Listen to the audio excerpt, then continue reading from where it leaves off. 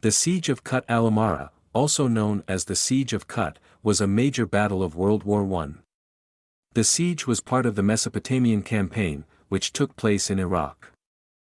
Kut al-Amara is a city on the Tigris River. It is located 350 kilometers upstream from Basra and about 170 kilometers from Baghdad. In 1915, it had a population of about 6,500 people. Major General Charles Townshend was ordered to advance on Baghdad, but he was outnumbered and outgunned by the Ottoman forces. As a result, he was forced to retreat to Kut al-Amara after being defeated by the Ottomans at the Battle of Ctesiphon. General Townshend decided to stay and defend Kut al-Amara instead of continuing the march downriver to Basra. Kut offered a good defensive position, as it was located within a long river loop. However, the supply lines from Basra were stretched, and this would make it difficult to resupply the garrison.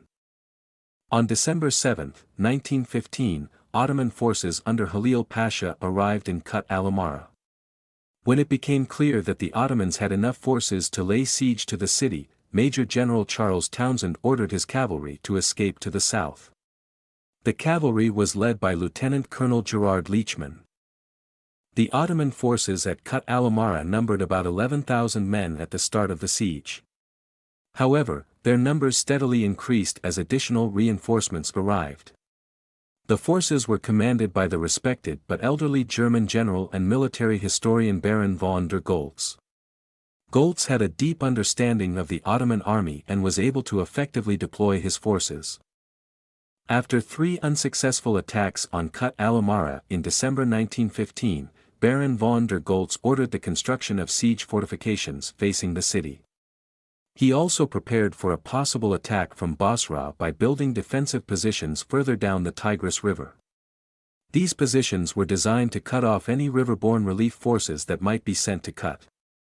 In early March 1916, the Ottomans began a heavy bombardment of Kut using their Krupp artillery. The bombardment destroyed much of the town, including the British barracks and hospitals.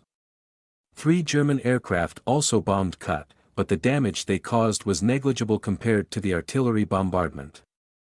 The British tried to relieve Kut al-Amara. They launched 3 relief operations, but all of them were unsuccessful. The first relief operation was launched in January 1916.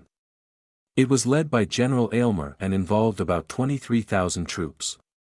The operation was a failure, and al-Amara was replaced by General Gorange. The second relief operation was launched in March 1916. It was led by General Gorange and involved about 30,000 troops. The operation was also a failure, and Gorange was relieved of command. The third relief operation was launched in April 1916. It was led by General Maud and involved about 40,000 troops.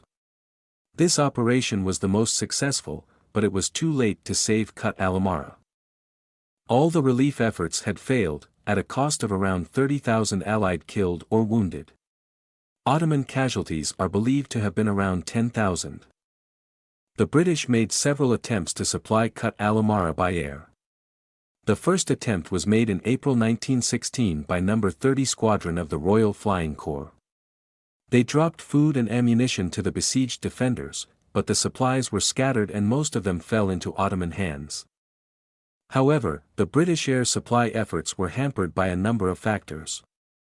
The aircraft were slow and vulnerable to enemy fire. The weather was often poor, making it difficult to fly.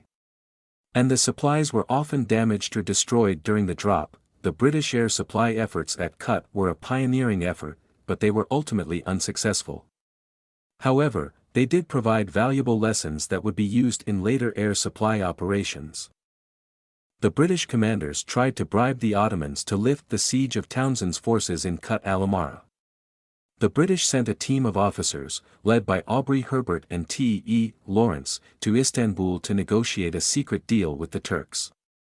The British offered £2 million and promised never to fight the Turks again in exchange for lifting the siege. Enver Pasha, the commander-in-chief of the Ottoman army, rejected the British offer. The British also requested help from the Russians. General Baratov, with his force of 20,000 Cossacks, was then in Persia. After the request, Baratov advanced towards Baghdad in April 1916. However, he turned back when he received news of the British surrender in Kut al-Amara. After nearly 5 months of siege, Townshend surrendered on April 29, 1916, along with 13,000 of his men. This was the largest single surrender of British troops up to that time. Of these, about 4,000 died in captivity due to disease and malnutrition. The remaining prisoners were released in December 1918, after the end of the war. Knowing that 2/3 of the Kut garrison was Indian, some Indian prisoners of war from Kut later joined the Ottoman Indian Volunteer Corps. After the surrender, the Ottomans agreed to exchange 1,500 incapacitated prisoners of war, POWs, with the British. The Ottomans released 1,500 sick and wounded British and Indian POWs, and the British released an equal number of Ottoman POWs. The Anglo-Indian sick and wounded were taken to hospitals by ships and barges on the Tigris River. The surrender of Kut was a major blow to British morale and prestige. It also led to a change in British strategy in Mesopotamia. The British would focus on consolidating their gains in the south and avoid major offensives until they were better prepared. The Ottomans, on the other hand, were greatly boosted by their victory at Kut. It raised the morale of their soldiers and enhanced the prestige of the Ottoman army in the Middle East.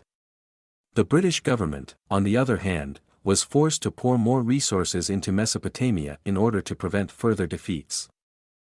The Battle of Kut is a significant event in Turkish history and culture. It is a reminder of the Ottoman Empire's military might and its resolve to defend its homeland. It is also a source of national pride for Turks, and it is still depicted in movies and on TV.